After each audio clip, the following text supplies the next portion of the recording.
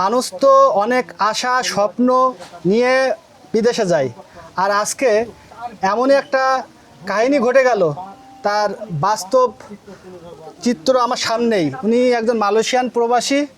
তো ভাই, মালয়েশিয়ায় যে আপনার কি হয়েছিল একটু বলবেন? আমি 23 সালে কলিংয়ে মালয়েশিয়ায় গেছি।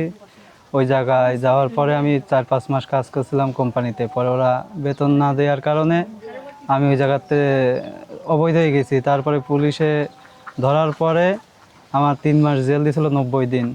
ওই জায়গায় থাকার পরে আপনার ছোট্ট একটা রুমের মধ্যে অপরিষ্কার, খাবার কষ্ট, ময়লা পানি, তারপর যত রকমের মানসিক হোক আপনার শারীরিক হোক সব রকম অত্যাচার ওরা করে। আমি চাই না আপনার কোনো মানুষ যেন আপনার মালয়েশিয়া, অন্তত মালয়েশিয়ার জেলখানায় না যায়। সে আমার আপন হোক বা শত্রু, কখনো আমি চাই না যে মালয়েশিয়ার জেলখানায় কোনো মানুষ যাক। ওর মধ্যে এতটা কষ্ট, এতটা নির্যাতন করে ওরা। ওইখান থেকে থাকার পরেই আমার পুরো শরীরে ঘা হয়ে গেছিলো, সেখান থেকে পুরো হাত টাত পুরো পচে যেতেছিলো আপনার। পরে দেশে বাড়ি থেকে আপনার যোগাযোগ করার পরে আমার দেশে নিয়ে আসে। পরে আমি দেশে চিকিৎসা হয়ে এখন আমার ব্লাড আর হয়েছে স্কিন দুইটাই আর ক্যান্সার হয়ে গেছে।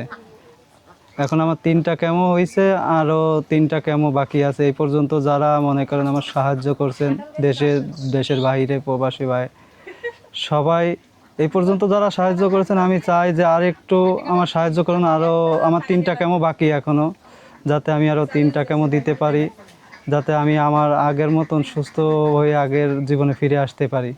সবাই একটু সাহায্য করবেন আর ভিডিওটা একটু শেয়ার করবেন। সো ভিউয়ার্স, আপনারা এই যে মালয়েশিয়ার প্রবাসী ভাইয়ের কথা শুনলেন। তো মানুষ আসলে মানুষের জন্যই। তো আমরা তো কত টাকা পয়সা খরচ করি।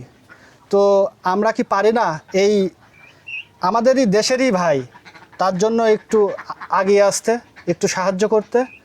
তো ওনার বিকাশ নাম্বারটা আমি ডিসক্রিপশন বক্সে দিয়ে রাখবো।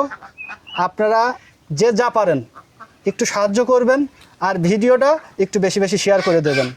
আর আমি অনেক জায়গায় দেখছি প্রবাসী ভাইরা অনেক সময় মানে সাহায্যে এগিয়ে আসে। তো উনিও কিন্তু একজন প্রবাসীর থেকেই কিন্তু উনি এত হলো কি যে ইফেক্টেড হয়েছে। সে মানে ক্যান্সার নিয়ে সে ঘুরে বেড়াচ্ছে, জেলও পর্যন্ত খাটছে। তো আপনারা প্লিজ একটু সাহায্য করবেন ওনাকে, আর ভিডিওটি শেয়ার করে দেবেন। ধন্যবাদ।